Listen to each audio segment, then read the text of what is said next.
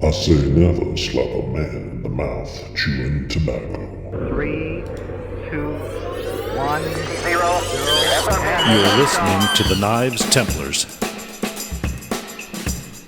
Hey guys, this is Chip Carlisle and Odacir Pinto and Eric Rivers from the Knives Templars. Hey, we're coming to you this week, missing a couple of our buddies. Joey TheRiot Terrio is dealing with some internet connectivity issues this week down in Louisiana, and I do believe that our buddy Mr. Chris has been dealing with Mickey Mouse all week and has just made it back to Texas from Florida and is getting the family packed back into the house. But hey, three of us are here, and we're going to have a great show. Odacir, how are you doing this week? Just fine, man. Just fine. Happy to be here. I'm happy you're here. Happy you're here. Like Eric has said on previous episodes that you guys can't see us, but we see each other on a little video window here, and I can tell you Odacir looks like a man that's happy. He's made some beautiful knives he's going to be talking about. He's got a big smile on his face. Eric, you've been at a show. How are you doing? I'm doing good, doing real good. It's been a fun couple of days, and I'm glad to be home and in my shop, getting ready to make some stuff. Well, I'll tell you what, starting out there, we'll go ahead and chat a little bit. Hey, what we've been doing the past couple of weeks, but I can't wait to hear about your show. Odacir, I mentioned I've seen some beautiful knives on your Instagram and Facebook and posting them around on the Knives Templars and such. So, hey, what have you been doing the last couple of weeks, like I didn't already know? Well, work-wise, I keep on working on my Maryland safety inspections, helping to make sure that the Maryland roads are nice and safe, keeping junk cars out of the road. On the knife side, you've seen the last 3 knives that I made. Made a beautiful kitchen with a stabilized and resin that I got off of internet for that handle. What was the wood? It had kind of a red or a purple hue, but what was the wood in that? I believe it was maple burl. Was it? Gorgeous knife.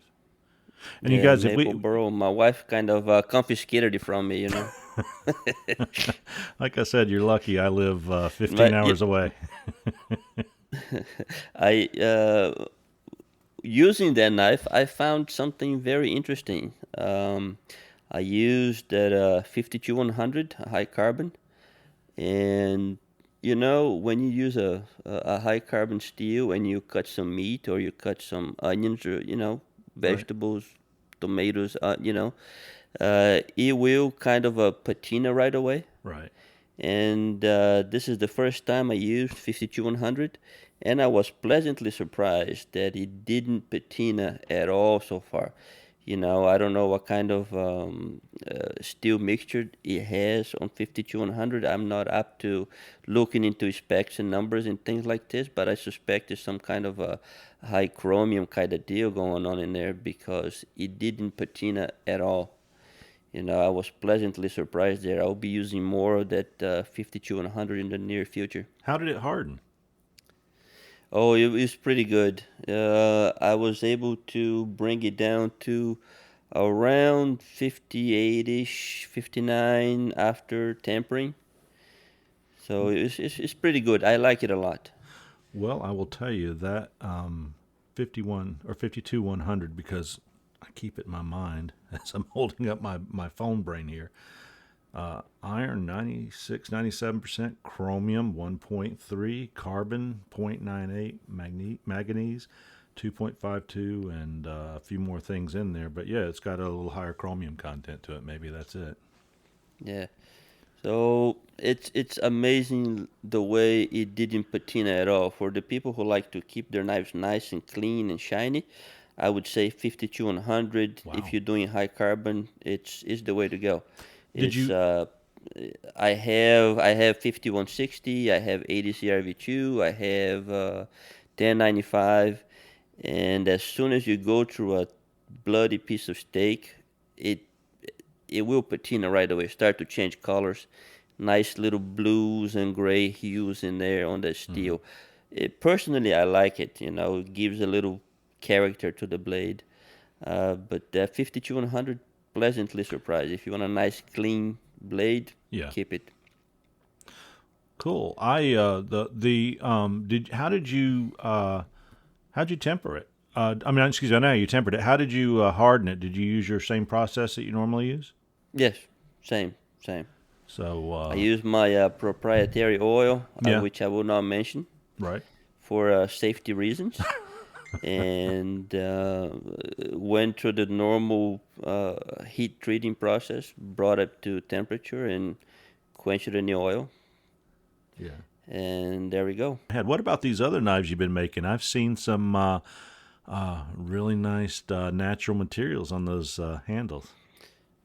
Yeah, the latest buoy that I made with the elk antler, it's a nice orcish kind of buoy that I made. There's got a 10-inch blade um, from the front of the guard to the back of the handle is a 5.5, so a good total 15.5-inch monster there.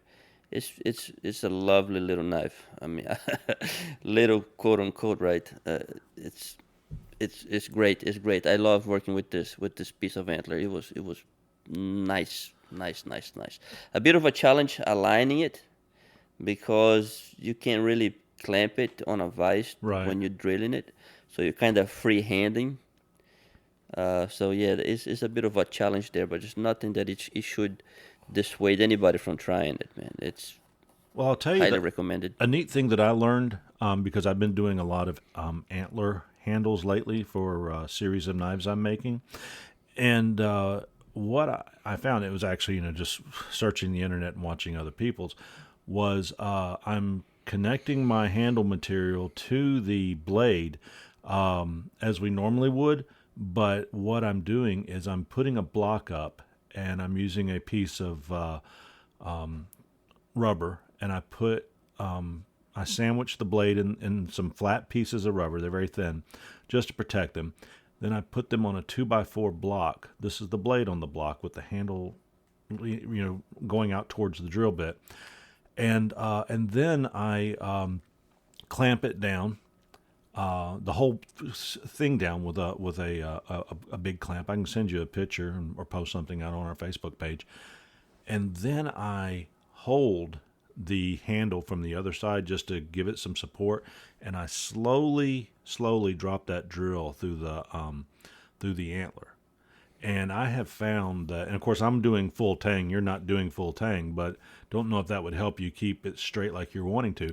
But then when I do the other side, I line both antlers up, I tape them together, I go back and support them on that piece of wood, and then I will go through the antler using it as a guide, then back through the other two. I've been getting perfect drills every time. Yeah, we gotta be resourceful, man, and come up with different ways to do things. There is no a set way to get something done. It's knife making is very good. It's very interesting. It makes you think a lot Yeah, and there's come one. up with new ideas of how to come to a finished product. Right.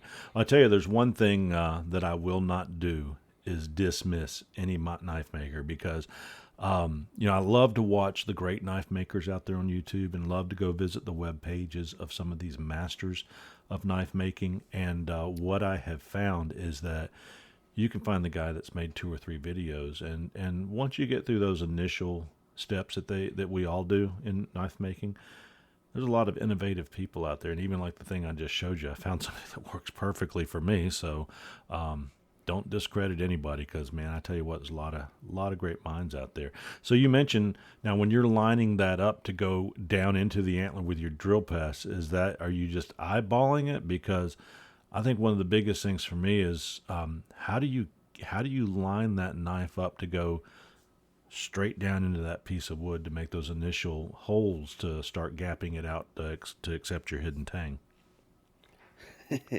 Well, if I'm using a stabilized block, Yeah. like a little block, it's easy because I put it on that XY vise, Right. and I'll bring it left and right, front and back, as far as I need it to be, and I'll put a line in there, and then I'll start my drilling process so I Right. can fit the tang. On an antler like this, I mean, I know people won't be able to see it, but it's not straight. So as you can see that there's kind of all kinds of curves and stuff. Yeah. So you're gonna have to do a little rigging in there the best you can and try to bring it centered. You know, it's a bit of a challenge, but something I enjoy doing. Well, I will tell you, I think there's a fine line. I think here's what I want to say. I don't want to insult people that are master bladesmith or journeyman because I mean they've got great skill sets and they have certainly acquired and earned that designation without a doubt. I'm humbled to sit and watch what they can do. But there's also a lot of people out there just have natural talents, and I have been so fortunate to surround myself with people like you and Eric and Chris Jones and Joey Terrio, that you know 3 years in now or a little longer. I'm sorry if I missed anybody on your length doing it. It's amazing just how natural talent. So my hope is that you know I continue to grow and learn because. Got a lot of great natural talent. So what I'm getting at is that, I mean, the way you put that on there, they're masterful. I don't know anybody that would look at your knives setting on a display and think anything less of them than some of the best knives I've seen out there. So you are a natural at making what you do. You also made that beautiful white-handled knife, which is actually one of my favorite that I've seen you make, and Well, deer antler as that well. one got sold really quick too. No. The only reason I don't buy one I of your thought knives, about keeping it.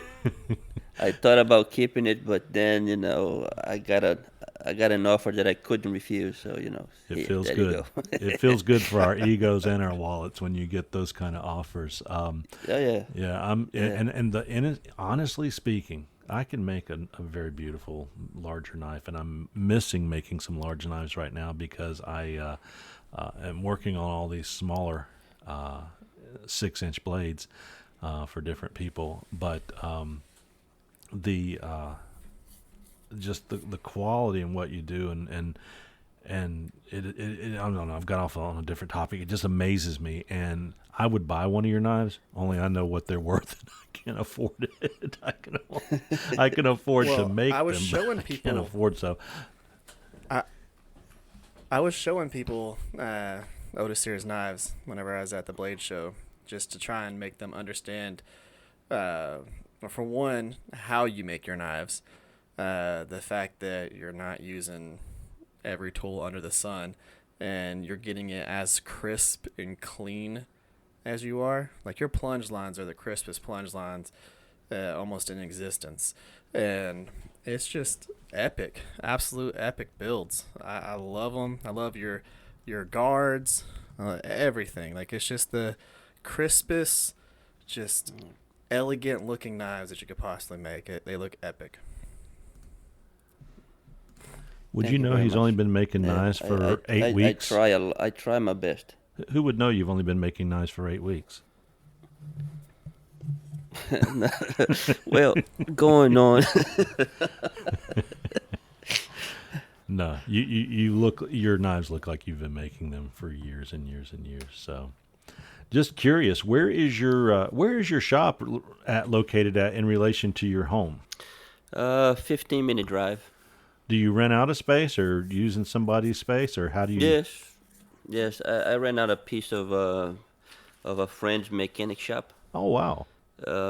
Away from my mechanic shop, it's impossible to do both things in one place. Mm-hmm. So I had to find a separate place where I can just be alone. And part of what we're going to be talking about today, you know, being alone. Yeah.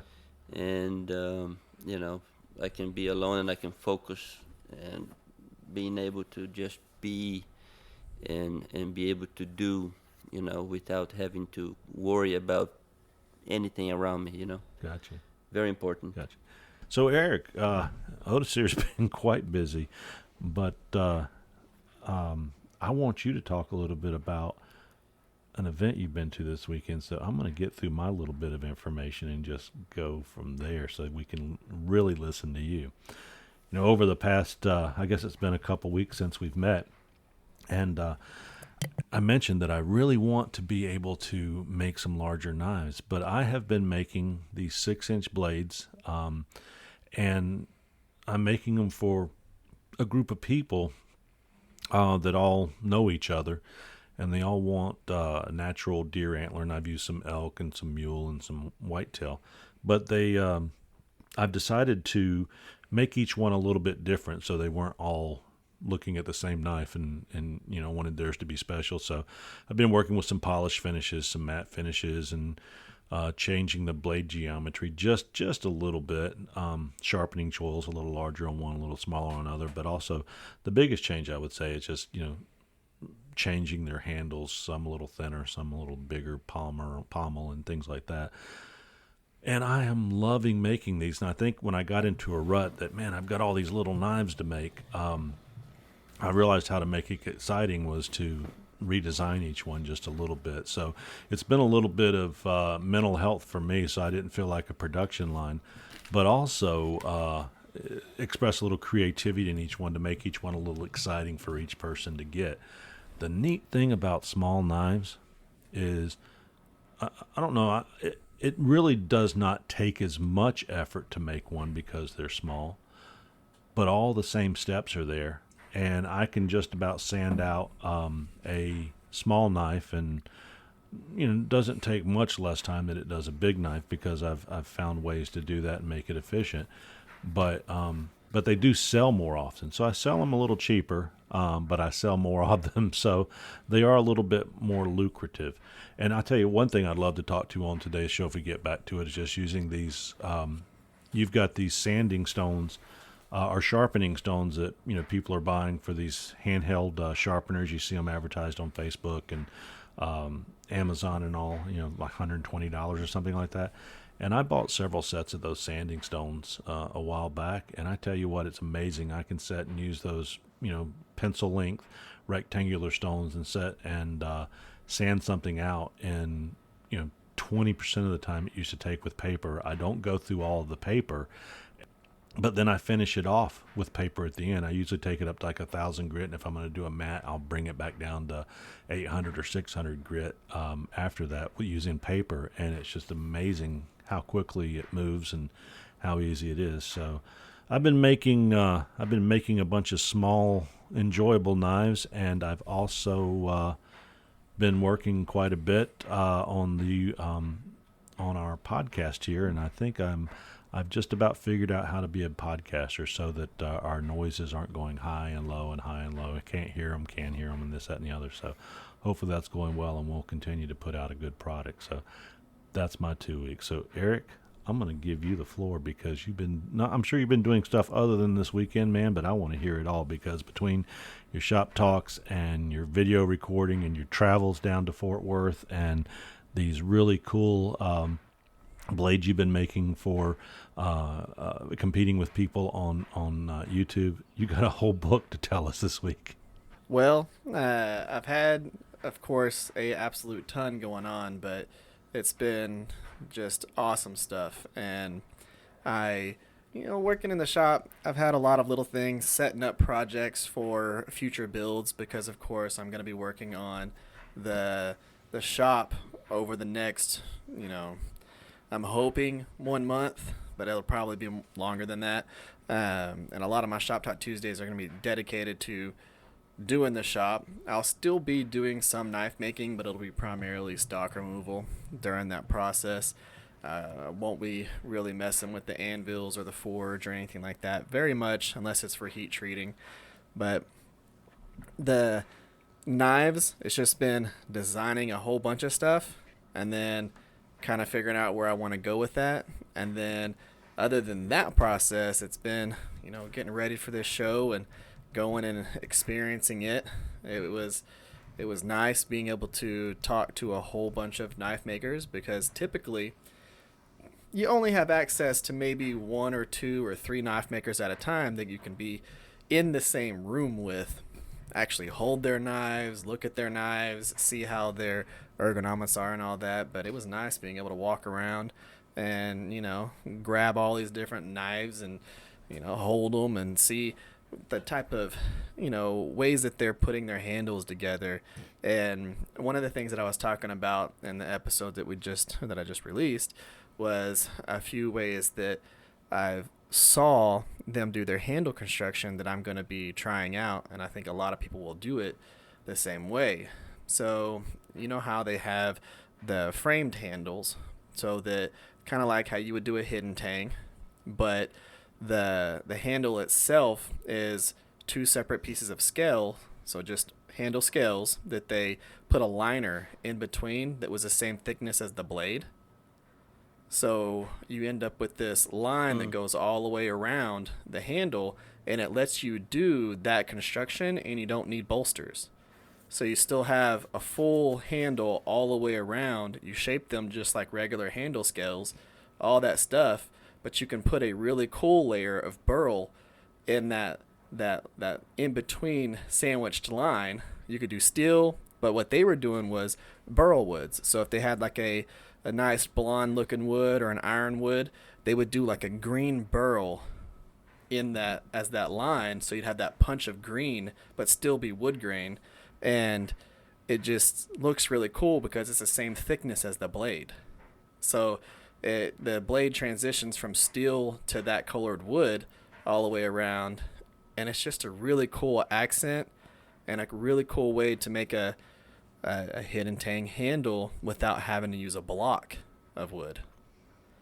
And I think that I'm going to be doing a few different constructions like that. Oh, I'm sorry to interrupt. I was going to say, how many exhibitors were at the show that you were there? Was it just loaded with people, or what did you see? There was an absolute ton. So whenever I was talking to Dennis from Tyrell Knife Works, he had his setup at the Blade Show West, which was, of course, in California. And that show, he said that this show was twice what that show was. And it had way more traffic, way more people, and then, of course, way more vendors. And not just vendors, but knife makers as well. And there was, easily 60, 70 knife makers there. And it was just rows upon rows upon rows with tables of so many vendors and so many knife makers. And it was really cool to be able to walk around, hold their knives, look at their knives, get good ideas for, both what you should do and what you shouldn't do. Because there was a few knife makers that, of course, would have like chopper style, something you would have on a karambit or a kukri, something you would have on a kukri on a chef's knife. So big old huge butt to the handle, huge Coke bottle scale. Like it was just something that looks like you weren't wanting it to fly out of your hand, and it's a chef's knife, which doesn't make any sense whatsoever, but it looked really cool. It was a cool looking knife. It just didn't make any sense for what you're actually going to use the knife for. So it was going through and looking at some of that stuff and going, okay, even though this looks really cool, I probably shouldn't use that because it's not going to be a very useful knife. Well, let me ask you this. Did it look like something that Odacir would be carrying in the forest, all camouflaged with trees and dirt? So imagine that, okay? Imagine that, but with a blade with a less thickness than 1/8 of an inch. Some of these blades were almost a 16th thin. They were paper thin blades with these massive handles. And, it's about a 12, 13-inch chef's knife. Big old, long, thin blade. Some of them had, S grinds on them and stuff like that. But then they would have this massive handle on it. And you're just looking at it going, okay, I understand. That looks absolutely awesome. It looks really cool. But it is not functional for the type of knife that you made. And, I'm not an expert. I'm not an expert knife maker. I'm not a journey smith, a master smith, or any of those. but ergonomics are ergonomics, and usefulness is usefulness, no matter how you slice and dice it. It needs to be made for Sure. the specific Yeah, use. I was talking to another knife maker from Brazil not long ago, and one of the things that he said is that diplomas or titles or certifications don't make you a knife maker.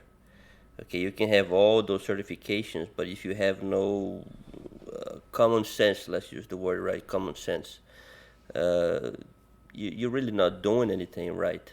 I mean, you can see a lot of newcomers, new knife makers, making beautiful, useful knives, but and on the other hand, you see some other, like you said there, you know, I don't know, maybe years and years and years of practice. Maybe they're just tired and just wanted to put something different there. There are collectors for everything. So I mean, who is to tell? You know, yeah, I've always said that you have to respect a college degree. That somebody that's gone in college, gotten the college degree. But those are always the best employees to work with. They're not always the most talented, but they were able to get their degrees. I don't think the same could be said necessarily for journeyman or master knife makers, because they've presented their wares. They've already shown they yes. can do the work. But No, I again, do intend in the future. I do intend to get affiliated with the ABS. I do intend to take the journeyman's. I think you need to be 3 years joined with ABS 2 or 3 years, under ABS or something. I think it's 3. And after that, you can go in, I think, 3 more to do master, something like that. I do intend to take those steps. I just been kind of hesitant so far because when I do join, I want to be sure that my craft is up to the level that I expect a journeyman or a master to be. I know it takes years of practice to get to a master level, but it's, yeah. I mean, this is me. I mean, I just don't want to go there haphazardly, and jump in. I'm a member in good standing with Bladesmith Society, and I pay for my annual dues. I haven't really even thought if I want to go after a journeyman, not even thinking about a master by any means, but I haven't even thought about that. I've been in it for a year. But, my goal with that really is just to support the society, because they support what I do, regardless of whether I go to achieve those skills. I don't know. I think it really just depends on what credentials you have on your abilities. If you want those credentials, if it opens up new doors into what you personally want to do, that's fine. But at this point in time, in my knife making career, I just feel that I just want to be me and do me, and support the people and the societies and industries around me that help me do what I do, because I think they're very important. Yeah, I agree. Eric? Yeah, 100%. So one of the things that was interesting is Dennis actually brought 3 of his Journey Smith knives, and of course his dagger for the challenge, which is gonna be, it's epic. It's one of the sickest things I've seen. And but he brought 3 of his Journey Smith knives, and they were like, yeah, this one looks good, this one looks good, and you should probably sell this one. And it was he had one of them where he had set up his guard. He had basically, I don't know exactly, he ground it or engraved it or whatever he ended up doing, but he removed a little bit of material on the guard so that it would seat over the blade, so over the ricasso area, and that way you end up with no line around it. It just fits perfectly. And when in his glue up, it slipped down like a couple of thousandths. I mean, it was almost nothing. Slipped down just a little bit to where it gave him just this almost unnoticeable gap, and like all the master smiths saw it. And it was one of those things where that one thing, and they were like, yeah, you shouldn't submit this one, you should sell this one. And that's what he's going to do. So he's got to make another one to replace that, and then 2 more. So it was cool, though. I'll tell you, one of the best parts about talking to the master smiths is, for one, none of their knives had that chef's knife with like a crazy handle on it. That was all the guys everywhere else. But the master smiths, their knives were built for a purpose. They were built beautifully. They were some of the most insane knives, and most of them would say, okay, this knife took me 2.5 months. This knife took me 3 months. This knife took me 4 months. This knife took me 3 months to complete. But their knives sell for $5,000, you know? So, and that's not even, that's on the low end for some of them. Yeah, you have some of these guys and girls that were making the craziest Damascus and mosaic pieces and silver inlaid and all these crazy things, man. So, did you wear a cape and a full beard, fake full beard, so you weren't recognized? How did that go? Because you've got a little bit of, I know you're a very humble person, but you've got some internet notoriety. So, how was it walking through a show with the glasses and the beard? Which the glasses and the beard should be your logo. It was pretty cool. It was interesting having people walk up to me and ask to take pictures with me, and do that. It's always weird, and of course I have to show myself and Dennis were walking around together, so it was like, you know, somebody would ask him to take a picture, then I would get a picture, and somebody asked me to take a picture, then he'd get a picture, and it was really cool. And then there were people that walked up and they were like, you know, they'd start talking to me for a second, just about other random things. If I was standing around like Logan Bracken's table from Bracken Blades Forged, I'd just be standing there and they'd just be talking about some of his stuff. Then they'd really like look at me and they go, "Are you Eric from the Rivers Experience?" Like, yeah, that's me. Holy crap, you know, and stuff like that. It was weird because some of them would make double takes and then they would go, "Whoa, hold on, I know you," and yeah, it was pretty cool. Did you get a lot of people, or did you? I'm sure you had to. People walk up and just say, "Thank you for what you do. You really helped me." I had a few people do that. So the interesting thing about blade shows is those people that said that were all people who were just there for the event, that came in to look at knives and all that stuff. You know, a lot of the people who are knife makers at these particular shows don't watch a ton of other knife makers on YouTube or anything like that.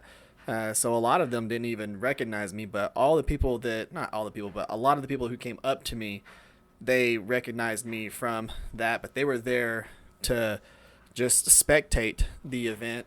And I'll tell you, one of the coolest things was having going up to Jason Knight and talking to him for a little while, and having him subscribe to the channel. That was pretty cool.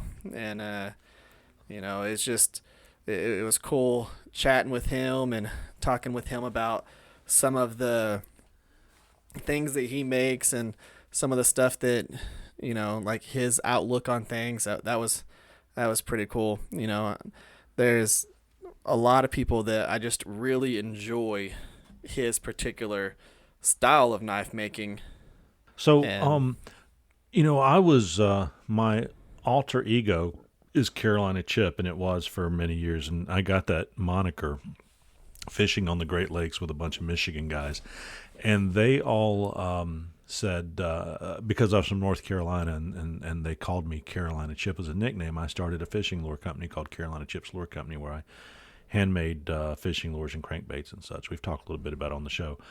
But what was so neat for me is, while that was before all the YouTube and everything, I had some of those same experiences walking around fishing shows and conventions or Bass Pro Shops and stuff, that people that would recognize me. And back then I had similar beard as yours, and I wore a cowboy hat back then. And the funny thing was, it was always humbling that people came up to me because I'm just an average guy. You know, I don't have an ego. So I think you got some much deserved kudos when you go to these events, because you know you don't get paid. There's an organization not out there paying you $5,000 an episode or $1 million a season or whatever. whatever you monetize, but to get that feedback, that's your payday there, because I think like what I see about you is mostly you're in it to add value to the community, to teach others, and you're a creative soul and want to share that. So yeah, I can imagine that must have been a very nice experience for you to be there. Did you run into any of our sponsors while you're on the show, or at the show? Excuse me. I did.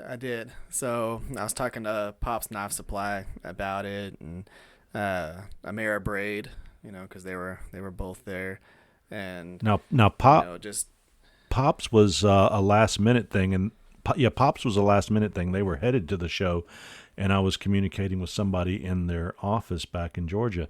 So were they aware that I had communicated with them? So it wasn't really that they were aware. I made them aware, and so I told them that that we had we just kind of made a little agreement with them to give them some time on the podcast to give them shout outs, and that I was going to be giving them shout outs, of course, on my channel and things like that. But they were awesome guys. Absolutely some of the nicest guys that I've ever talked to, the guys over at Pops. And, they really talked me into doing the 8670. And, it was cool just chatting with them. And I've got to get onto an email with one of the guys that was there for a few future videos that I'm going to be doing, and for them to some stuff to work on those projects. And it was just, I'll tell you, one of the coolest things about talking to the vendors there is some of them know, they watch YouTube knife makers and stuff like that, but a lot of them don't, because they're not knife makers. Those are the guys that work there and end up doing just the demos, and they explain what the tools are, they sell the stuff, they do all of that stuff, but they're not really knife makers. They know the stats for them, but it's just like you got people that sell cars that don't make cars. You got people that sell homes that don't make homes.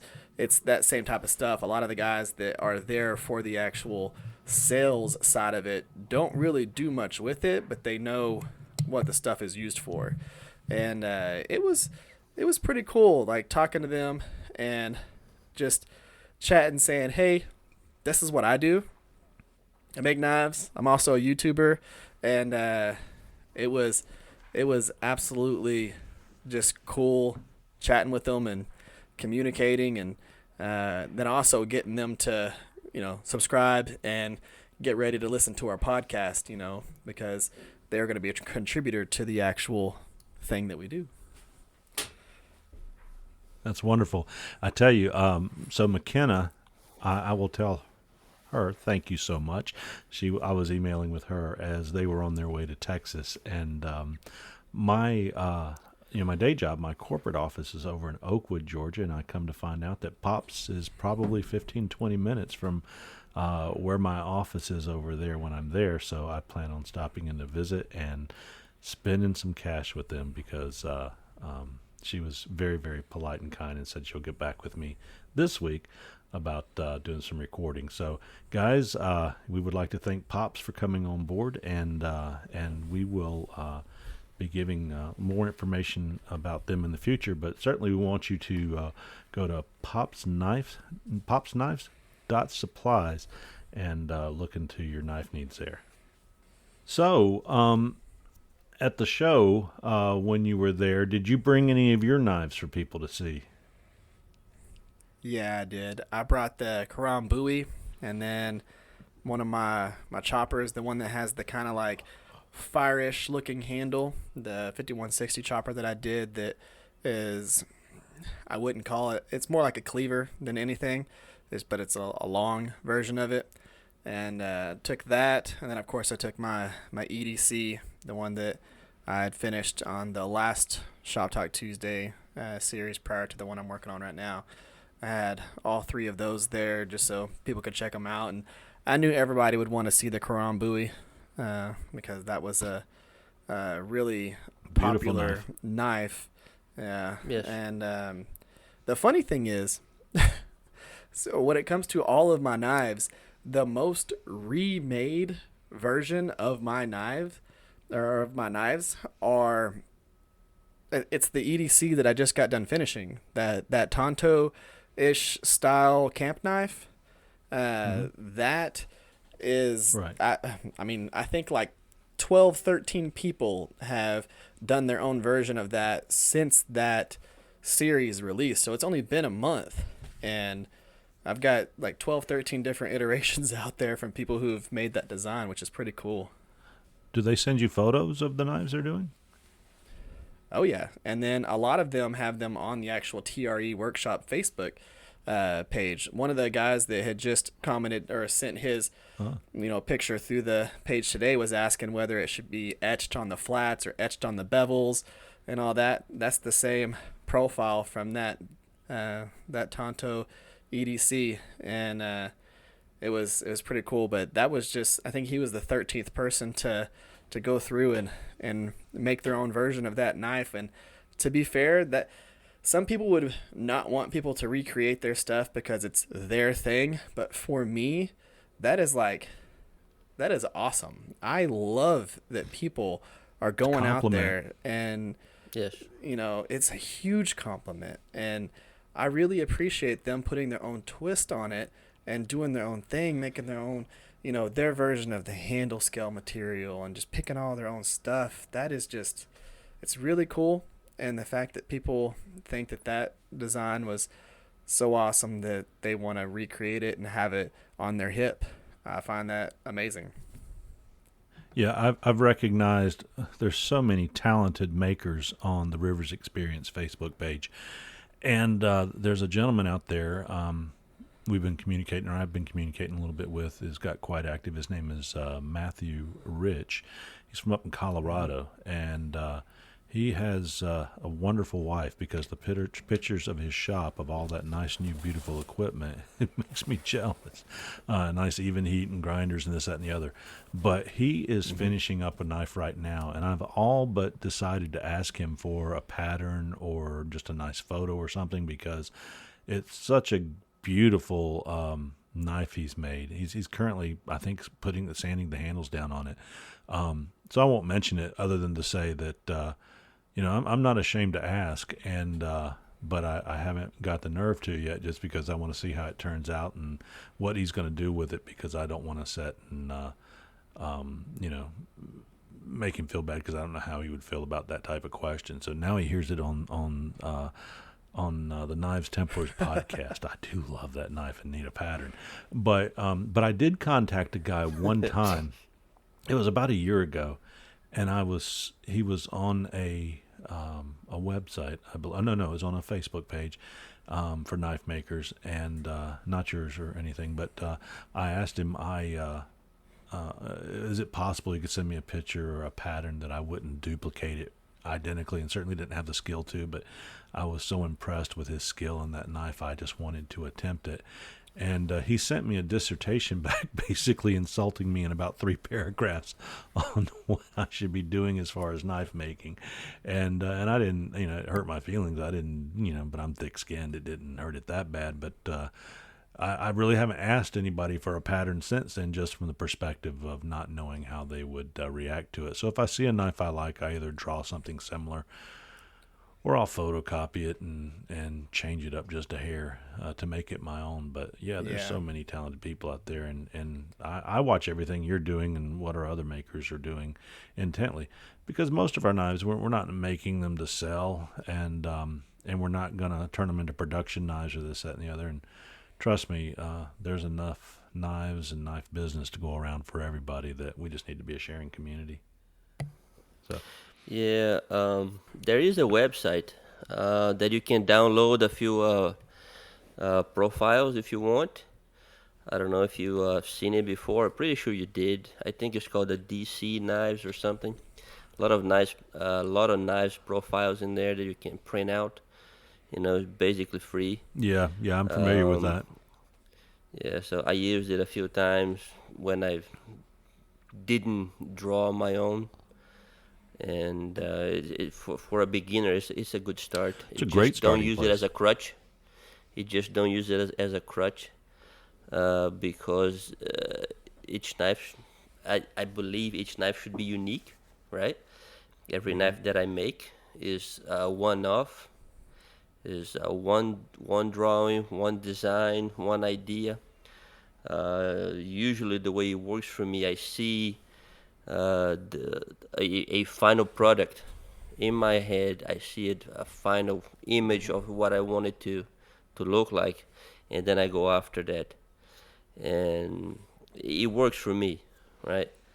Yeah, it was really neat here But recently. You've been making a lot of the similar pattern knife and you've perfected it. And this is not a criticism, but and alternating the handles and stuff, different shapes and everything, just gorgeous work. But I got excited because you put out a picture of a knife you were making today, which wasn't the typical. And I know you've made different styles. Don't get me wrong.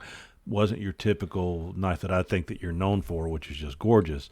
How'd you come about starting that thing? Because that's quite a blade, and you're doing a through tang knife, full tang knife, not a hidden tang. Yeah, that's just a basic EDC knife. A guy that I know asked me to make him a itty bitty knife. He said, I want a 3-inch blade, very narrow, good enough for an everyday carry, and maybe skinning, things like this. So a quick scratch, and that's it. Gorgeous, gorgeous. Hey, No, just I used to do a lot of I used to do a lot of full tangs, uh, and my hidden tangs is kind of new. Mhm.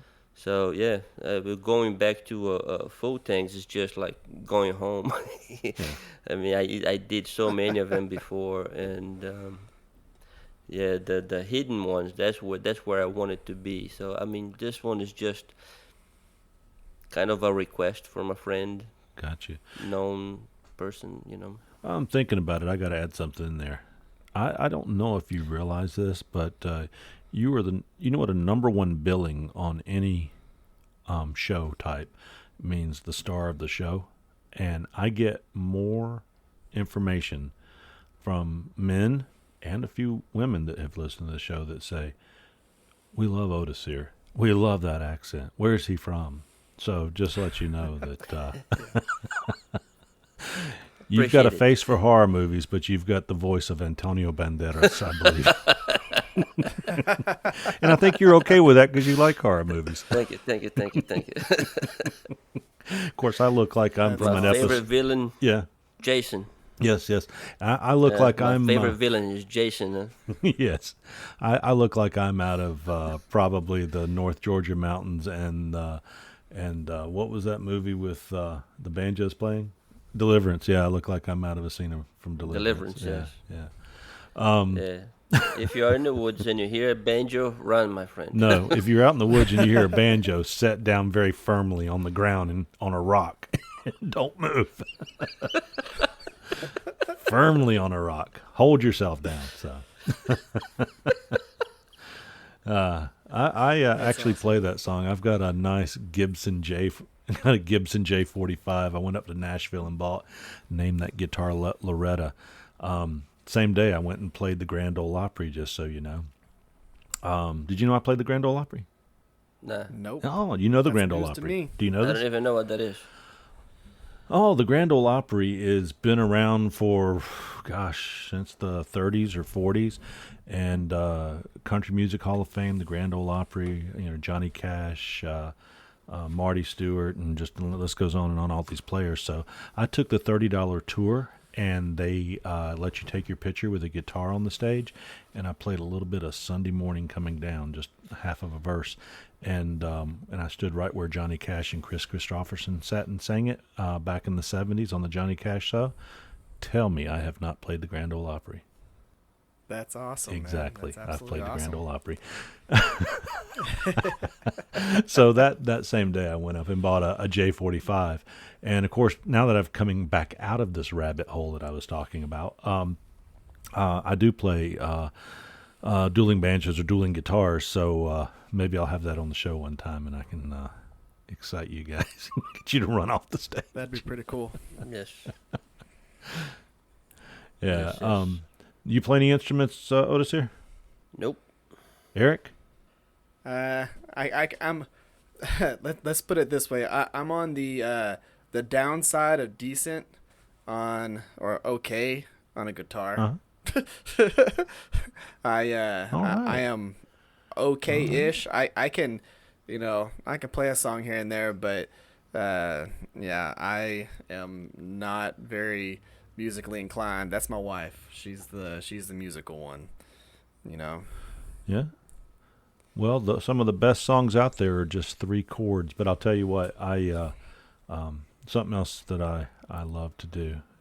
Matter of fact, when I started making my wife thought all the guitars were going to disappear, and I've got a stack of guitars in the house. And you think my knife making is expensive, so yeah, I still make time for them. So anyway, I've gone way too far off of dueling guitars, but we know what to do in the woods: just sit firmly on the ground. Hey, we need to take a little break here because we are going to talk about one of our sponsors, the Rivers Experience. Hey guys, what was your source of inspiration when you first decided to make knives? Many go to the books and also some go to the web, but many also head to YouTube for videos. Well, we are fortunate enough to have Erick Rivers from the Rivers Experience as a co-host on the Knives Templars. But you know what? He's also a sponsor, and I tell you, 27,000 followers can't be wrong in following his skilled and educational regular videos that teach the fine arts of making beautiful knives. I know because I'm a subscriber to his channel, and I learned at my pace and without making those mistakes by walking in the dark regarding knife making. Be sure and check out his channel, The Rivers Experience, on YouTube, or his website at theriversexperience.com. And now back to our show. All right, guys, welcome back. We've been pretty busy the last couple weeks, and just so to give you a little update, Joey's been out there working hard and keeping himself busy around the house, and didn't have internet tonight, so he can't be with us. But also, Chris took his family to Disney World and has gone back to Texas and is just arriving back there. So our Disney World, I think, is in Florida. Yeah, I believe that's correct. And he'll have more, I'm sure, to tell us about that trip and his lack of being able to make a knife for a week or two when he gets back. But hey, I've been thinking about something strongly lately because I have, I hate to say it, I'm getting tired of making fires out of wood. I love it. It's old school. I'm not going to get rid of my forge. I have a love of my forge and what I do, but I so want to be able to take a piece of steel, strike a quick fire, let it heat up, put it in there, quench it, and move on. So I thought I'd give us a little bit of time to sit and talk about forges this week, and just kind of see where we go from beginner to expert, and maybe get into a little heat treating and what we do and what you guys' thoughts are there. So who wants to open us up on that? I can do that. I yield the floor to Eric. So when it comes to forges, there's all kinds of different levels of them. There, your complete home-built forges all the way up to the stuff that you can buy that is a 3-burner crazy forged or forced air ribbon burner forges. And it all really depends on what you're trying to accomplish. I mean, my very first forge was a brick-lined, ammo can with a map gas torch, and that's what I used to heat treat knives, and it worked out. I mean, that I created that a long time ago, and it was what I heat treated for a while with, and I ended up giving that to a local knife maker who was getting into knife making, and that way he had something to start off with, and I really want to build another one again. But I'll tell you, you can make a forge out of pretty much anything. I mean, whenever you see guys making forges out of old helium tanks, out of, propane tanks, out of oxygen cylinders, out of pretty much everything. And if if you could put kale wool in it and rigidizer and some, some of the cement and all that stuff, you can make it pretty much anything. But I'll tell you, when it comes to forges, a lot of people think that you need a 2-burner or a 3-burner forge. In all actuality, all you really need is a 1-burner. I did the big dagger that y'all will see in April. It's huge, and plus other large ones purely on a 1-burner forge. And a lot of people who have 2 burners, they only use one of the burners. A lot of the people who have 3 burners only use one of the burners, because the amount of propane that you burn through when you're using 2 and 3 is a ton. It's so much propane, and it's one of those things where you can go overkill with it, or you cannot. And y'all have seen my forges. They are basically fire bricks stacked together, nothing holding them together. It is fire bricks. I can make it to where it is a 9-inch internal chamber, a 6-inch internal chamber, a 14-inch internal chamber, a 20-inch internal chamber, and I can move my burner wherever I want within that by just moving the brick that has the hole and the beveled hole basically that's in it. I can move that brick wherever I want, so I can put the burner further forward, in the middle, further back. And you're using soft fire brick, right? Correct. 2600 degree soft fire bricks. Okay. And what I do whenever I am going to be forge welding, this is the reason why I make the forges the way I do, because you sacrifice a lot of stuff when you go to forge weld, because the flux will eat through everything. If you're using a soft fire brick on the bottom of your forge and you use, let's say you forge weld one thing together, it will eat through it completely all the way down to whatever the base is underneath your forge, if you're using soft fire brick and flux on top of it. Going through and making a sandmai or a piece of Damascus, if you don't have a hard fire brick on the bottom, it'll melt straight through it all the way down to the steel that your forge is sitting on. And you got to have a sacrificial piece. I've got my hard fire bricks that line the base of that forge whenever I make my forge welding forge, which is a smaller chambered one. I've got hard fire bricks that would be the same for KO wool as well, wouldn't it? Correct. And basically you burn through the KO wool. So, they'll do the KO wool, the rigidizer, and then they'll still put a brick in the bottom of that particular forge, or they'll make a little slot to where they can slide in bricks in there so they can sacrifice the brick and not the actual forge itself. You'll see that on a lot of the forges that come from Amazon. They'll come with the KO wool, the rigidizer, and a fire brick. And that's what the fire brick that comes with it is for, so that you have something in there to sacrifice as opposed to your bottom of your forge. And one of the interesting things is when it comes to other forges, and you'll see this at knife shows, Atlas had one at their booth, Atlas Knife and Tools, where they'll stand the forge up. So a lot of people use the forge, like if they make one out of a, we'll say a beer keg, because that's one of the ones that they had. They had a beer keg as the forge frame. And a lot of people will take and they'll turn it on its side to where you're looking at the circle. Mm-hmm. And that's where the opening for the forge is. But a lot of people who use forge welding forges, they will turn it vertical so they can keep replacing that inner lining in there. You'll see Kyle Royer, he has his set up to where it's a barrel basically standing up, and he just replaces the KO wool every single time he's going through and he's burning through and dissolving that stuff. He just keeps replacing the floor of that forge.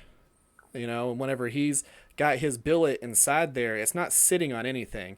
It's just floating and hanging out in the open area of the forge. It's not actually sitting on a floor or anything like that. So all that flux is just pouring off of it and, just dissolving the bottom of those. But going back to types of forges. Of course, everybody has different types of burners. You got your Venturis, your Frosty Teas, and your forced air and all of that.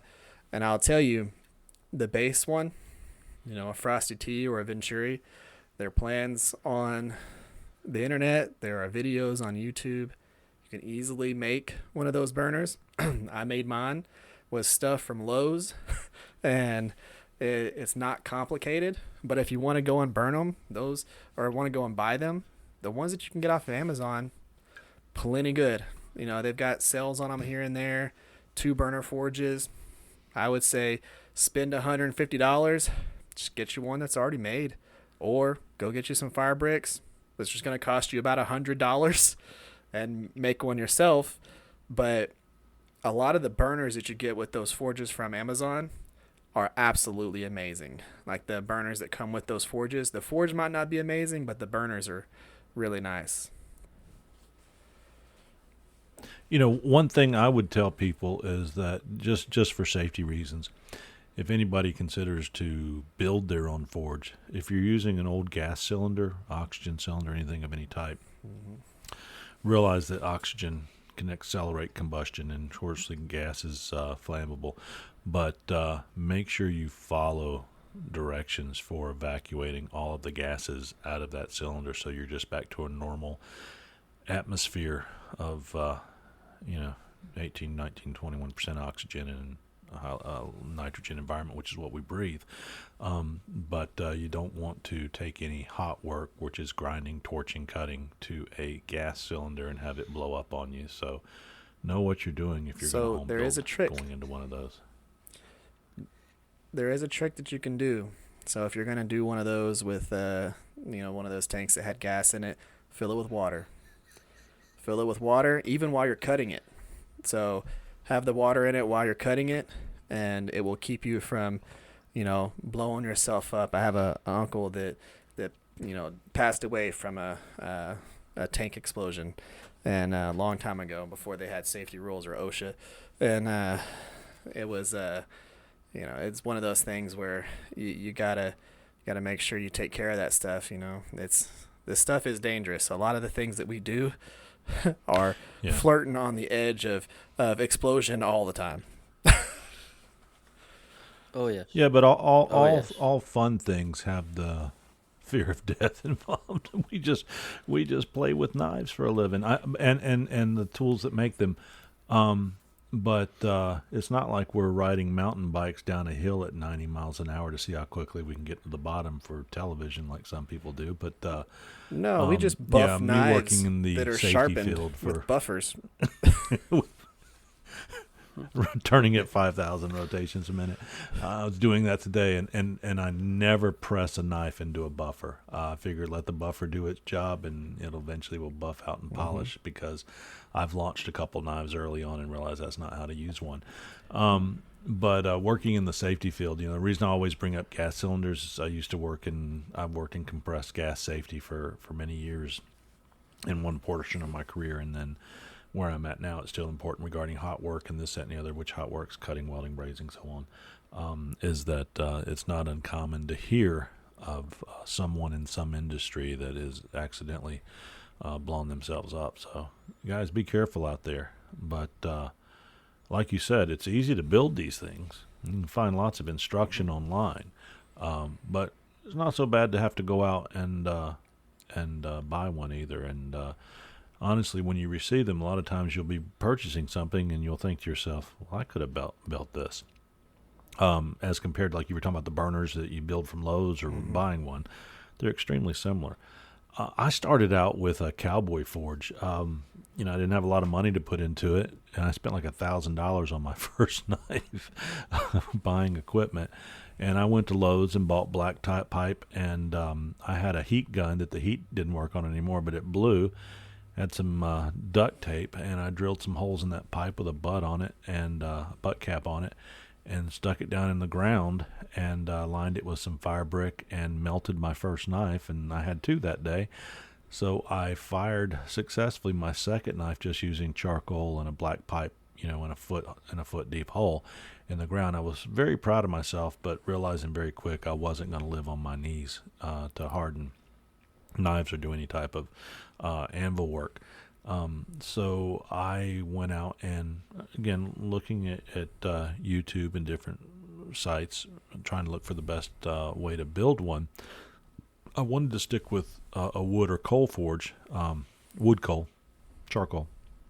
And I found a Whitlock's forge, and I was like I said before, I can build one of those. So I set out with a couple wash tubs and looked at what I should pack it with some fire brick and what, earth and sand and other materials, and bought myself a Chinese blower because they're readily available for $60-$70 on Amazon, and some duct work. And I will tell you, the biggest challenge is connecting Chinese measurements to American measurements, and however you can get that done. I think we all eventually do, and I did successfully. But I built a wonderful forge, and then, like I said, now I'm kind of getting tired of having to start that fire and get it up and the smoke and everything. It's just not always conducive to having to start a fire late in the evening when you've got to clean it all up when you're done. I want something I can just turn off. So I still love that forge and will keep it, but I've been looking around, and I look at Devil's Forge, Hell's Forge, some of the things you see available out there. But what thing that I came across, I think Joey said that he uses the Majestic Forge, and I visited their website, and rather than build one, I'm going to take the easy way out. They get great reviews, and I like the fact that they're lined with brick over the KO wool, so I'm looking at possibly purchasing one of those in the next month or so, and seeing how that turns out with me. And I'll probably buy the 3-burner version, but I'll likely, like Eric said, I'll only use one burner at a time to not use up too much gas, and it costs money to make heat, and you only need to use as much as you need to make it. So you guys check out Majestic Forges out there, as well as Hell's Forge and Devil's Forge. There's all types of different ones out there. So that's where I'm headed these days. But if you go online and you look it up, to forge or to heat treat a knife, you really don't need much more than just a hole in the ground and something to blow air into it to heat it up. Mm-hmm. So what are you doing, Odacir? I think that's the hardest way to go about it, is the way you're doing it, Chip, with the charcoal. It takes a lot of patience, a lot of know-how, a lot of observing to see the color of the steel, and maybe having a magnet there to checking for, right, when the steel hits that critical temperature.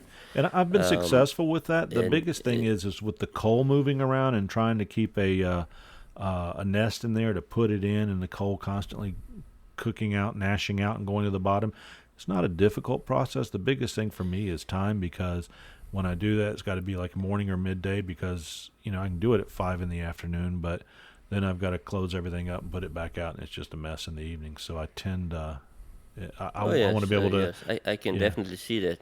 Yeah, but anyway, I'm sorry. Messing around with charcoal, besides all the dust and the dirt that comes from messing around with charcoal, it's sometimes it is a detriment. But as I said, it takes a little bit of a mastery for you to be able to work with charcoal. I tried, and I I broke 2 knives because right. I overheated it. And then when I went into my used motor oil at the time, they just snapped. Right. So when I say I'm using, it's a challenge. Charcoal is a challenge. Yeah, and when I say using charcoal, I don't use charcoal bricks, the briquettes. I'm using lump charcoal, and also I'll go out and get dried hardwood, and I will cut that into 2-inch by 6-inch blocks with chainsaw, and then hit the rest of it down with a hatchet, and it works beautifully. It's just, as we get into this and we want to make more and get better and get more efficient, That's kind of helping me with my efficiency. If I sat and made knives for a living, I couldn't do it with a charcoal forge all the time. And given the limited amount of time that I have, it just makes it easier to be able to turn on the gas and let it heat up for 10 minutes and go to heating it. Yeah, the forge that I have is just a tube burner that I got off of eBay a few years back, and then I stopped knife making for 3 years, and then I just restarted about a year ago. You know, we talked about this before, but I had that little forge now for some time, still working good. One of the things that I did was I got two hinges, and I made little doors that I can close the both sides of the forge to keep the heat in, and reach higher temperatures. And I put a big hole in the front so I can see what's going on inside. Right. So I can just with the plier, I'll pop that door, open, and I can reach pretty pretty high temperatures in there. You know, and it's nice. It's nice if you just want to get in, heat it up, quench and go. A single burner would do perfect. I have a Yep. tube burner, but just like Eric said, most of the time when I'm working is just the front burner, just where I need it, and then I'll be moving my blade back and forth, until I can see the color is the same. You know how it goes. Well, the difference And between yeah, a three, a gas forge is nice. the difference between a Majestic 3-burner deluxe and a Majestic 2-burner deluxe is like it's like $25 or $50. So I'm like, maybe I want to put something long in there sometime. But I agree. I don't think you need 3-burner forges for what we do. But I guess I can always back off. Maybe I'll change my mind before I make my purchase. When I first decided to buy a forge, I thought about making one, but then all the work that goes into making one, my time is very limited. Right. Pros and cons, Well, you weigh it. So okay, it you know costs what? almost Screw the it. same. I'll buy one. Like it really Yes. does. It costs You almost know, the same I to said, buy one screw it. versus I'll make buy one. one. Yes, and I had the choice too for a single burner, 2 burners, or 3 burners. And like Eric said, the more burners you have, the faster you're gonna spend your propane. But you can just turn one. So You can turn the 2 valves off and just run off of one. So you should be expending the same amount as a single burner. Is Oh that yeah, correct? yeah, yeah. Okay. Same as the one I have now. I have a little valve on the top, and I can just flip it between 1 or 2 burners. But the thing is, with the 3 burner, how big of a blade are you expecting to make?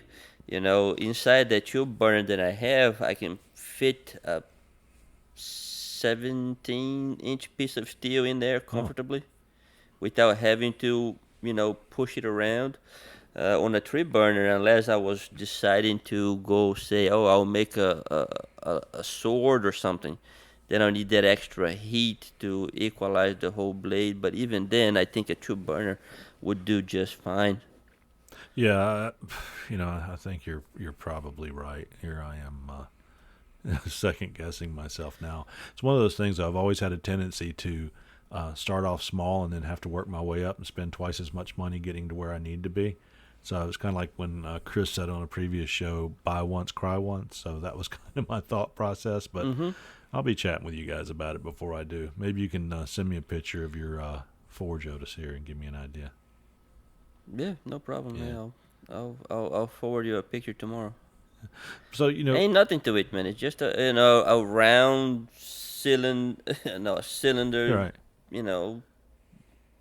17, 18 inches long, and with the 2 burners on the top, and that's it. I drill a single hole on the side that I can fit a probe for a thermometer when I wanted to use a thermometer, like a high temperature thermometer. I can do that too. I put a itty bitty hole on the side and right in the middle, and I can fit a thermometer there to do a bit of temperature control. Yeah. You can do that too on a gas forge that I don't think you can on a charcoal. Again, not knocking on charcoal, because charcoal needs a lot of mastery to be able to work with, and get some good results. Yeah, it takes some skill. Certainly does. Heads off for the people who can do good work on a charcoal. We haven't really touched on coal itself, but I just want to wait around for it to turn into diamonds. That's the real value of coal. But there's a lot of guys out there working in coal, and yeah, there's a lot of guys out there working in coal, and that's not something I'm experienced in, so I don't even really want to comment on it. Other than I know that there's quite a bit of guys that do that, love what they do there as well, and it's probably a love of the art and love of working in coal more than anything else. And they've probably got a gas forge off to the side. But hey, listen, while we're What is the word? What is the word? A purist? Yeah. A purist? Yeah. You know, the people that like to, okay, I will melt my own steel, and I will beat it from a mahogany, and I will stretch it. You know, that's a purist. You know, respect for the people that can do that. You know, it takes a lot of time, it takes a lot of effort, a lot of experience. You know, those are considered to be real masters. You know, masters of steel right there. I am going to make some steel someday, but I will tell you, even like for me, I don't do anything that's not a natural earth material other than the epoxy and some paper micarta occasionally, because I want all my things to be wood, bone, metal, you know, just don't deviate too much from that.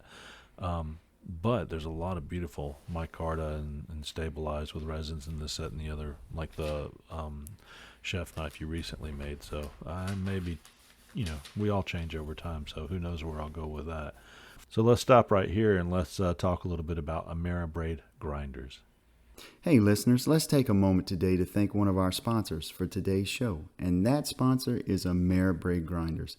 Eric and Kevin over at Ameribraid have sold thousands of these grinders, and they are super nice guys, and their customer service is excellent. I would know. I've been personally using their 2x72 grinder now for 2 years, and it has changed my knife making to a whole new level.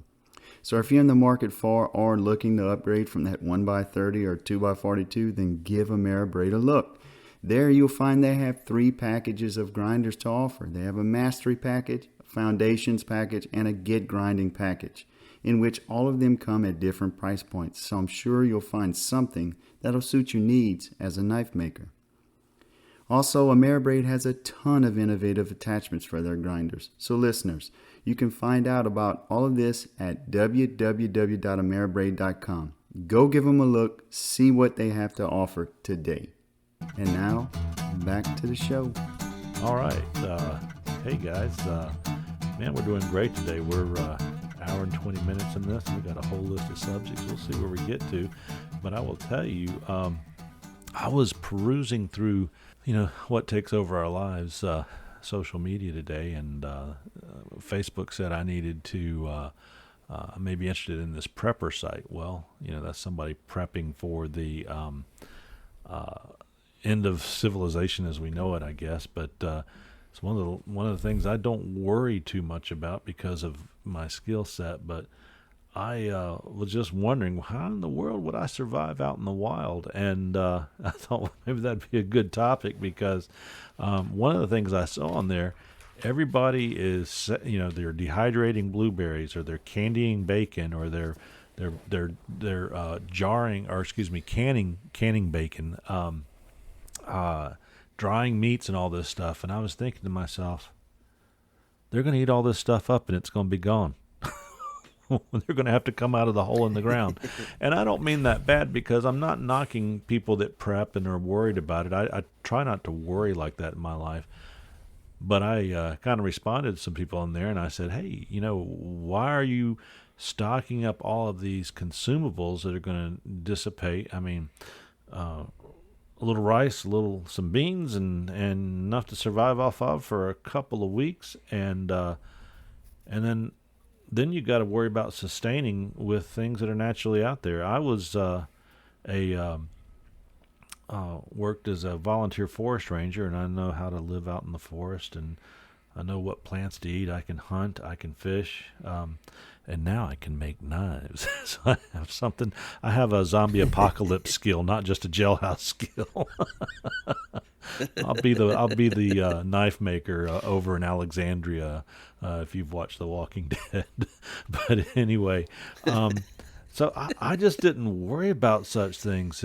What goes through your mind? I mean, not that I'm trying to knock the people, but what if you found yourself? You're up there in Maryland. I mean, well, you don't have to worry in Maryland. You're like the biggest target. You, Moscow, London. Y'all don't have to worry about the end of the world.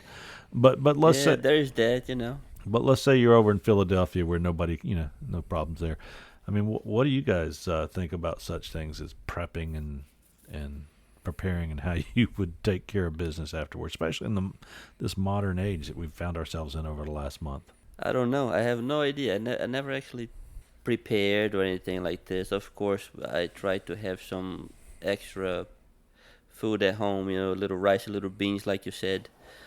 But other than that, I mean, there is not really much you can do. I mean, you can stockpile as much as you want, and in the end, you're gonna be a target. Yeah, I mean, people are And going I to will want say what you right got. now, Yeah. I will probably, I will probably be a marauder, because it's So, much. Trust It's me, much I got easier. you on this whenever you're ready. I got plans for all of that stuff. So when it comes to doing the prepping and all that, so I'll have some of the stuff, but most of mine is, just make sure you got ammo, make sure you got firearms, make sure you can make a weapon out of whatever you want to make a weapon out of. You know how you always say we'd be the best people manufacturing prison shanks if we ever went to prison. So when it boils down to it, everybody else is going to have the food. You don't need to prep and keep all the food, because you just go to your neighbor's house and Man. get yourself I'll be some taking food. some of them and brownies you've then got you go there. to the next neighbor's I house. mean, I mean, down there in Texas, it's easier for you to get all these things. I mean, Maryland is very restrictive. Maryland restricts a lot of stuff A that lot. Texas seems to be readily available. You know. Yep. So, my plan would be to actually move out of Maryland. I've been looking around, maybe selling my condo and buying some property out in West Virginia, or maybe even Kentucky or something like that. Places where you have a little bit more freedom to move around, Yeah. and actually do your own thing. Right. But here in Maryland, if something bad were to happen, yeah, good luck, man. Just a week ago, I tried to go to the gas station. Man, the line is around the block. Yeah. Around the block. People trying to get gas before it goes up another 2 or 3 cents. Same thing on the supermarkets and things. Things are getting funny. Well, I don't want to become And it's one of about to get funnier. Yeah, I don't want to become one of the people that's scavenging from whatever's left in around the masses of people. I mean, I know how to live in the forest, whether I've got a tent or a cave.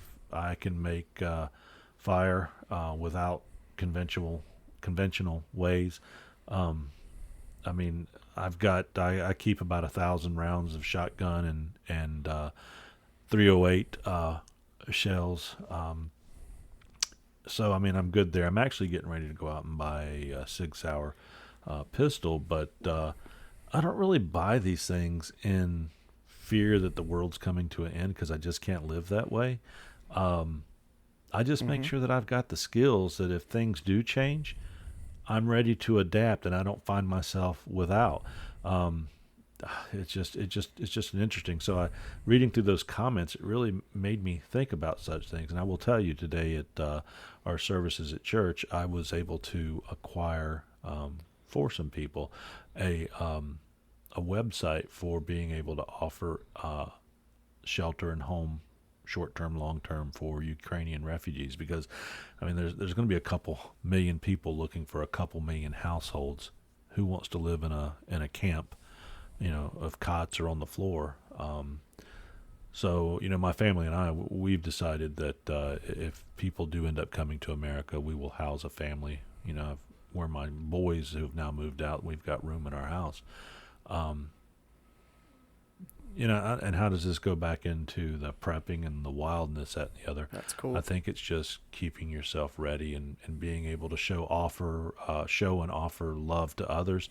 And even if our world changed drastically here in the United States, and it's possible these days because technology's different. Things just be shutting down the power grid and everybody would freak out in America if they couldn't, get their social media or go out and buy gas.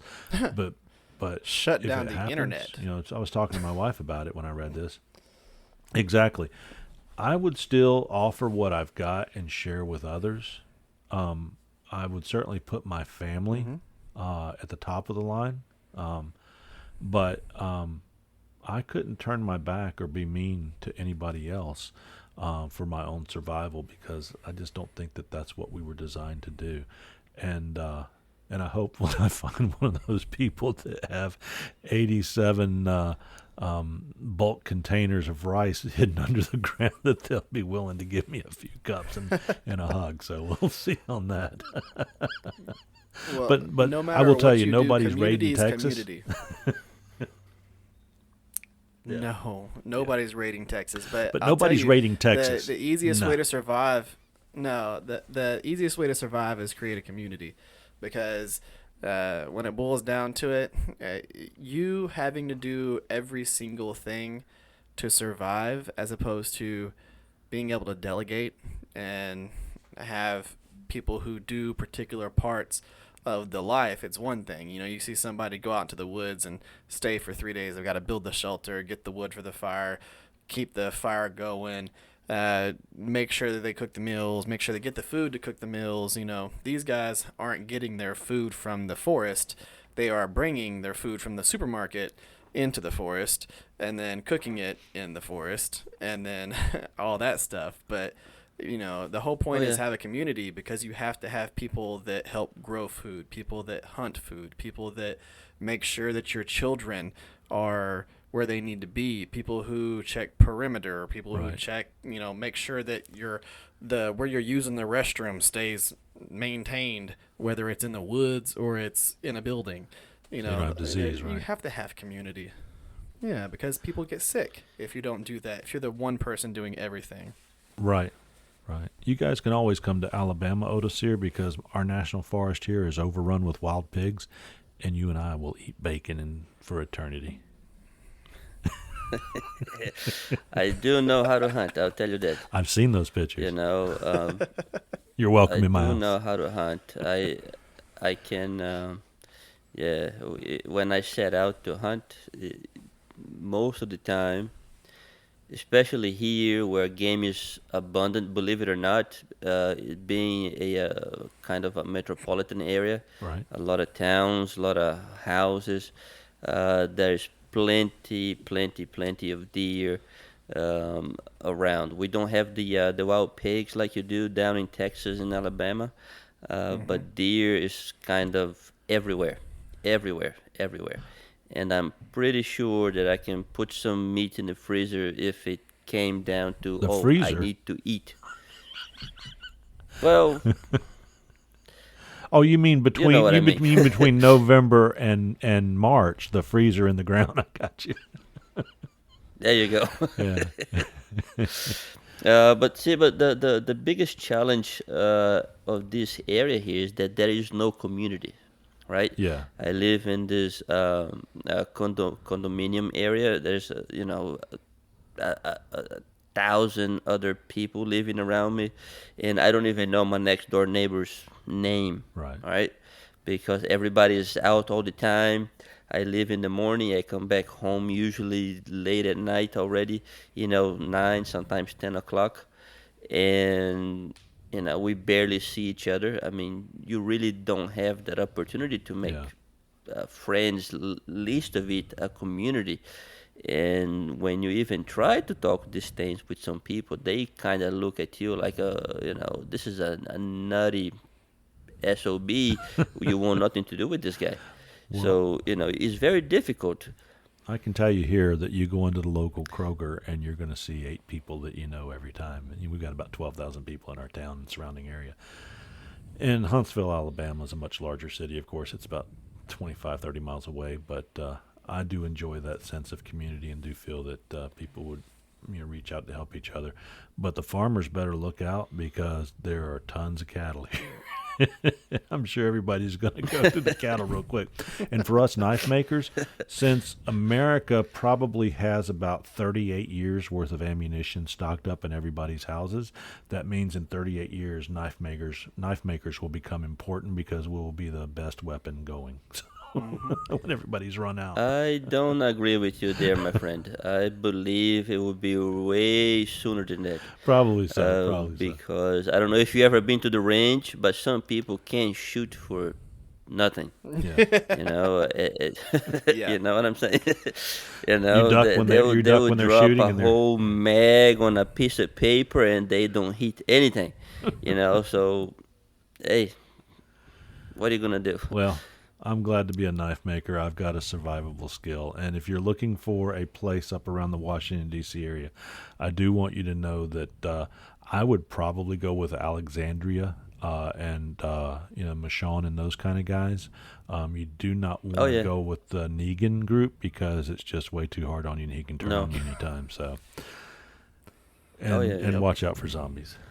So, anyway. God bless the preppers, and they are important people. They're good people, but I'm just not going to live my life in fear. So, hey, let's take a break. All knife makers need abrasives, plain and simple. Here at Knives Templars, we're proud to partner with Phoenix Abrasives. I used to get my belts from another company, but they spent more time on marketing than they did customer service, sometimes taking 2+ weeks to ship my order. That's not the case with Phoenix Abrasives. They're obsessed with committing all of their resources to customer satisfaction. Whether you're using a 2x72, 2x42, 1x30, or something else, they've got you covered. They even carry Rhino wet sandpaper.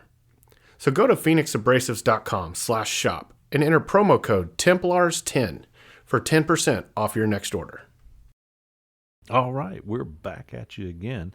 And one of the things that I've been pondering as I've got into this period of time where I'm making multiple knives, similar styles, is keeping it fun in the shop, especially when we do a lot of work by ourselves.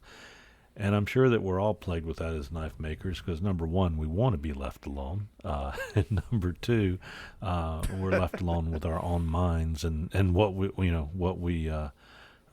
got going through it. So I'm sure you guys, what do you do out there to keep yourself entertained while you're going at it on making knives? Okay, so first thing, right?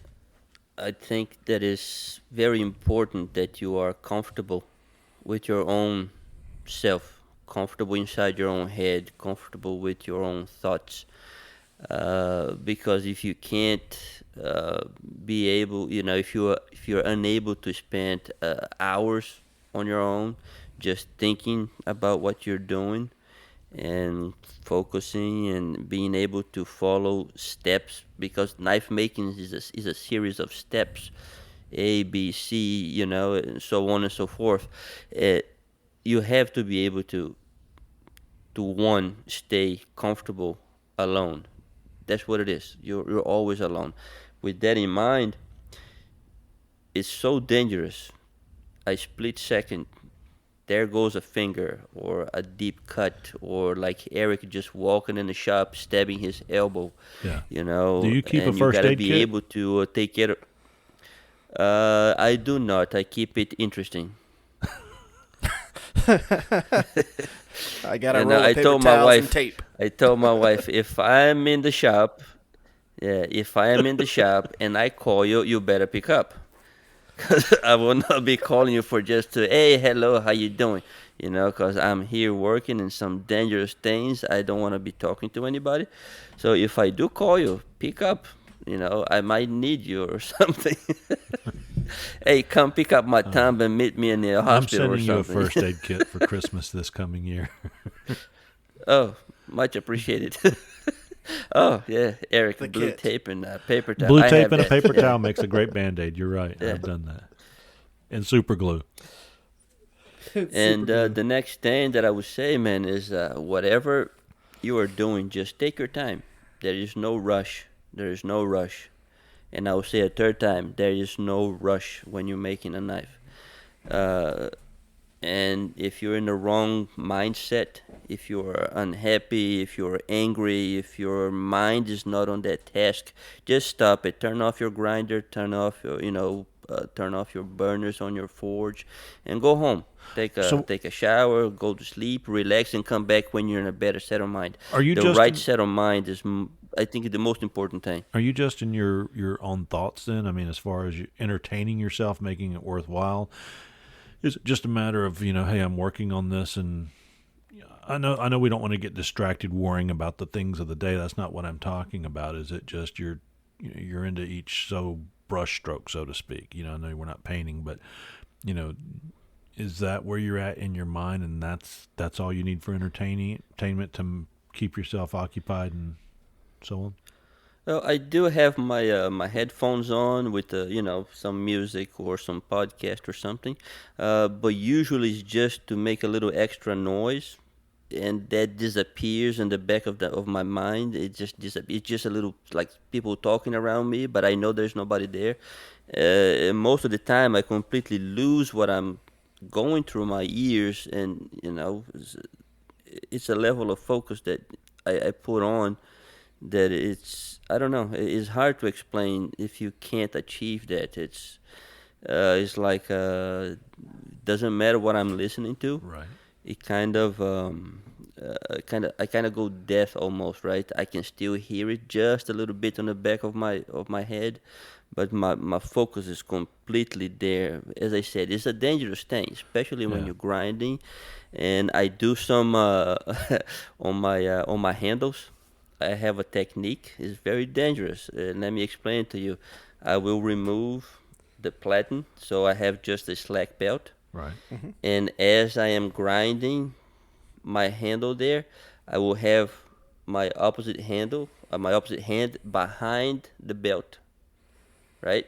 So I'm actually massaging the handle with one hand while I'm holding the other, and the grinder is full tilt, right? So that takes an extreme amount of focus right there, because if my finger catches that belt the wrong way, it's going to pull under one of those rollers, and bloop, there you go. I'll send you right? some Ziploc bags to put the finger in with your first aid kit.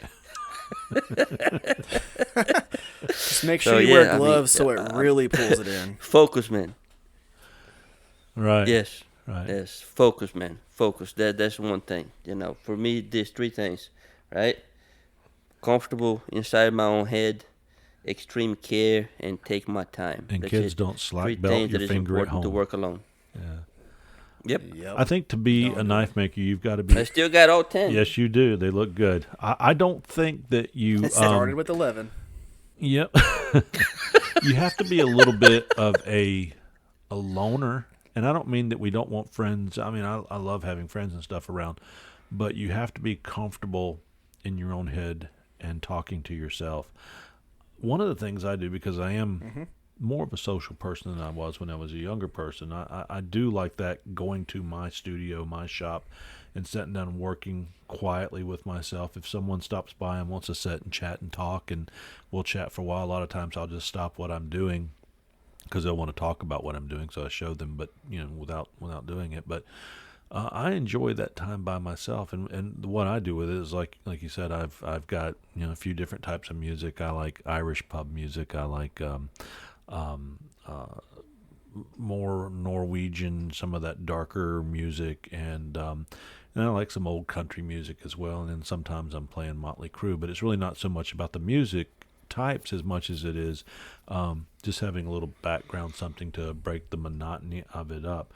But I will sit and really focus on what I'm making, and I'm talking quietly within my own head about making sure that those grind lines match up on both sides, making sure that I'm getting that last little vertical scratch out of which I didn't do when I was a newer I thought, hey, you're supposed to have some scratches in here. They're handmade. But now, making sure that you get that last scratch out and out of the bevel so that you get a beautiful matte finish. And I find myself more focusing on that. But one of the things that keeps it interesting for me, and you guys may see this, is when I'm doing something, I'll throw up a Facebook Live, and I'll sit there and let people watch me as I'm heat treating something. Mostly it's just heat treating. I'll let them watch me do that.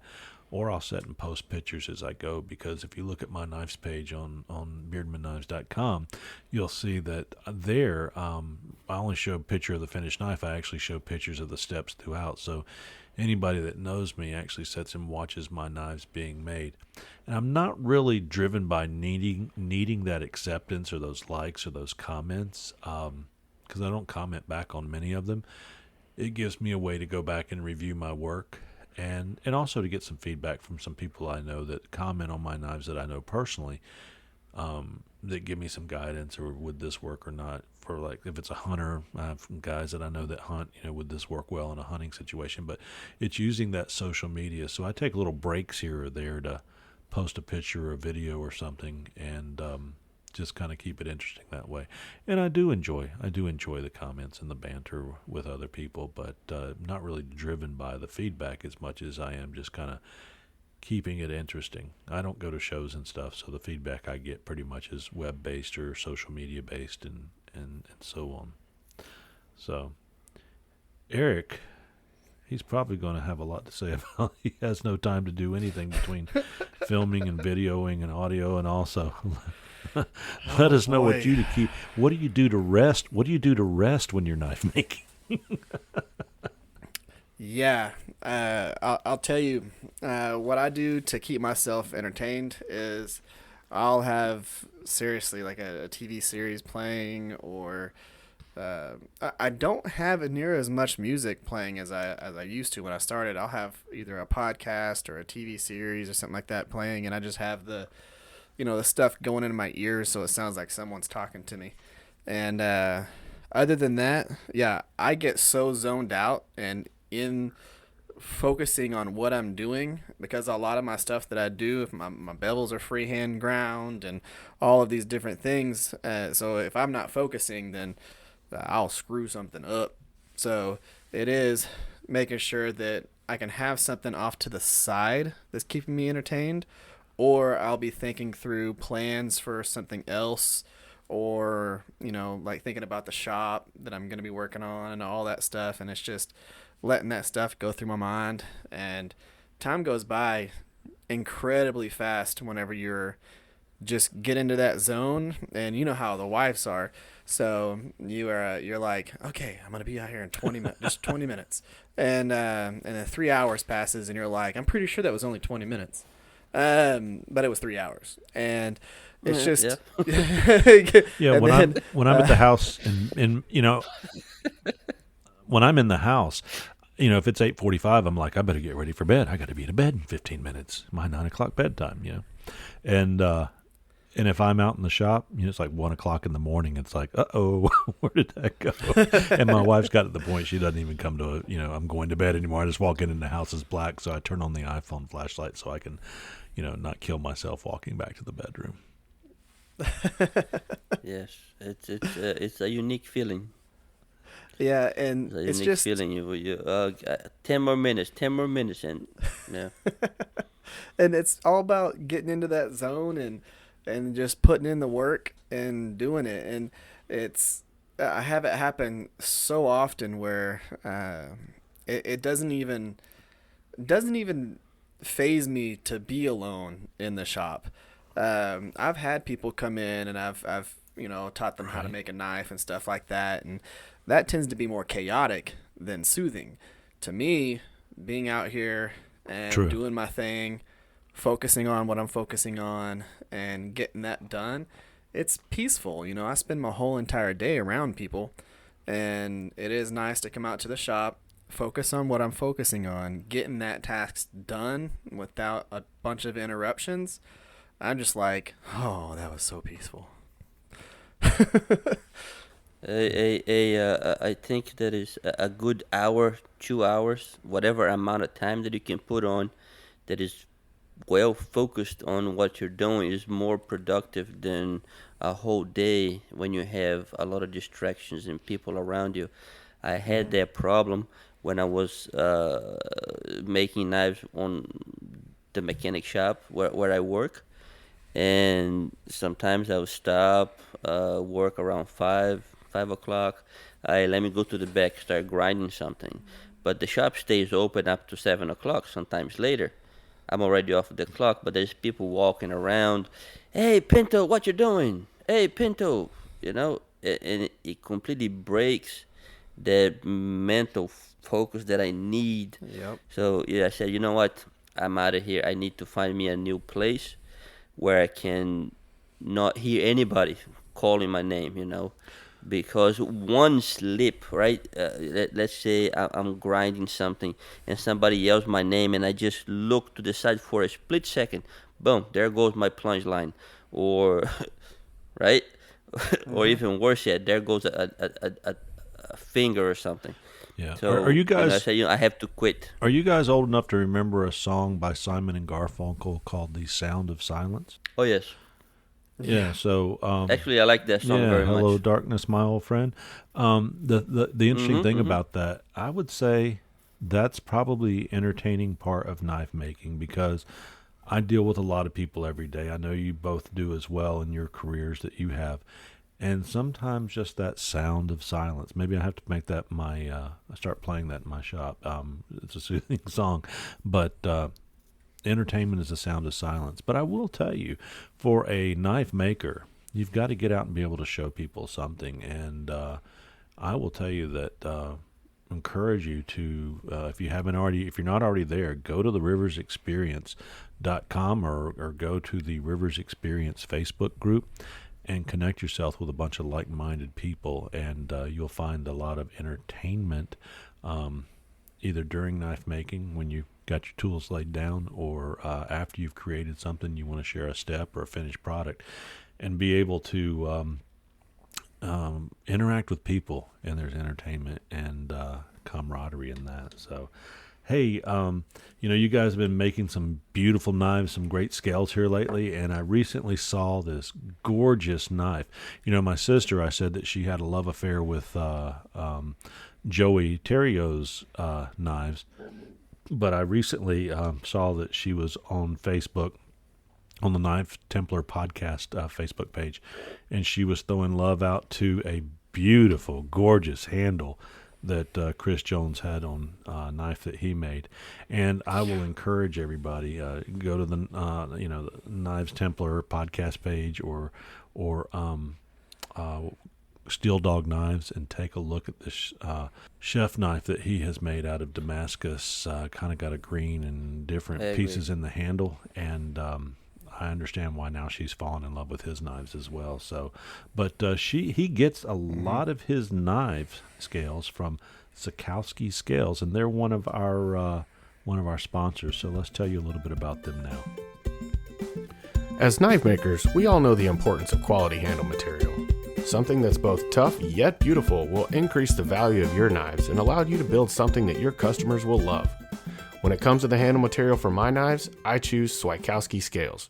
Run by Sarah Halpane and her mentor Alex Swikowski, they have a combined 20 years experience making handles and knives. They offer stabilized burls, exotic hardwoods, vintage micartas, and some of the best segmented scales in the business. Find them on Instagram at Swikowski Scales, or on their website, swikowskiscales.com. That's SWIECZKOWSKI scales.com.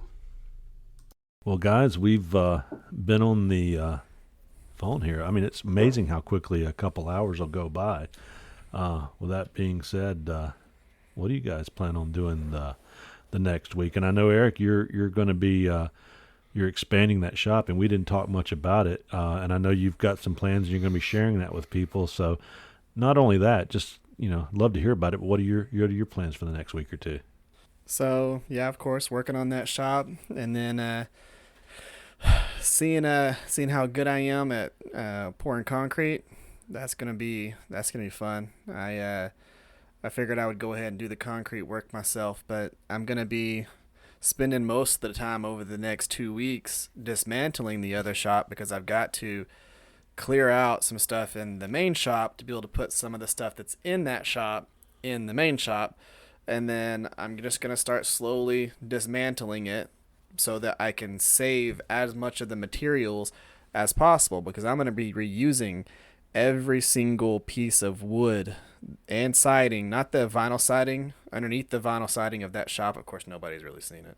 There's nice siding, nice wood siding underneath it, but I'm going to reuse everything. So it's going to be very time consuming dismantling the shop without, hurting all of the lumber, so that I can reuse all of the lumber, because it's expensive to buy lumber right now, and it's going to be just trying to figure out how to do it all myself and be able to expand it so that I have a 26 by 12 as opposed to a 12 by 12 and an 11 by 11. But it's going to be a very big shop, and I'll be able to move all of the dusty stuff out in the other shop, so there's no more dusty stuff in this shop, which is going to be awesome. Absolutely awesome. But it's going to be a fun couple of weeks. Actually, a fun months. Yeah, I'm so sick of deer antler dust in my shop right now. I mean, It stink too, Oh my gosh, the whole Some nice garage, toenails. and I've got walls between my garage.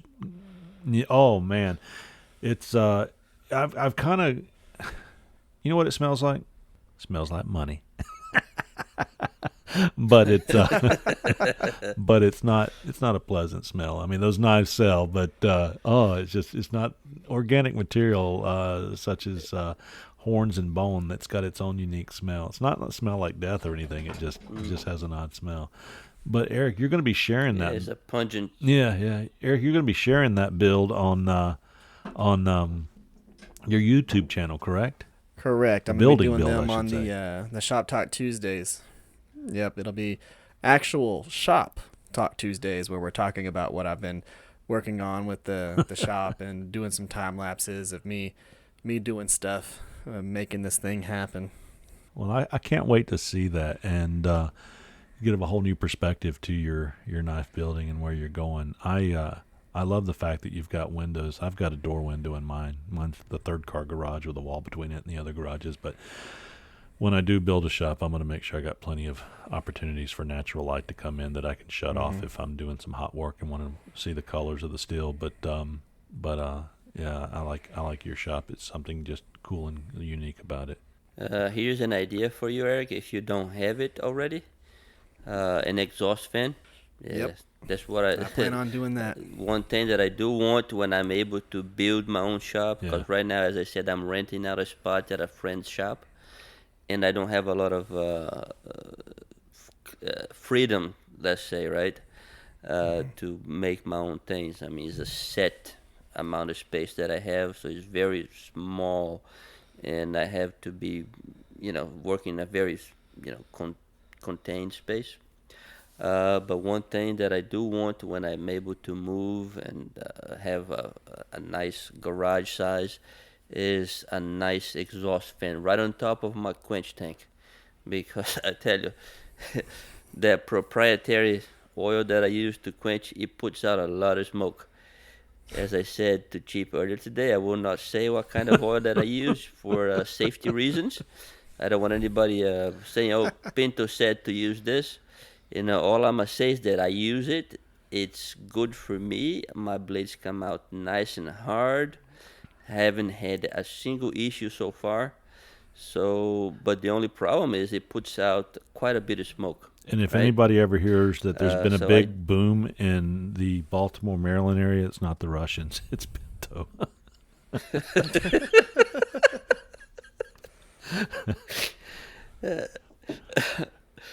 If you expand, on my side, if you expand your workspace by like about 2 or 3 inches a week, before you know it, you'll have an extra 6 feet on all sides, and he'll like come in and say, "Is my shop getting bigger?" And you can say, are getting smaller, and you can be like, I don't know, but you look a little bigger, so maybe it's just you.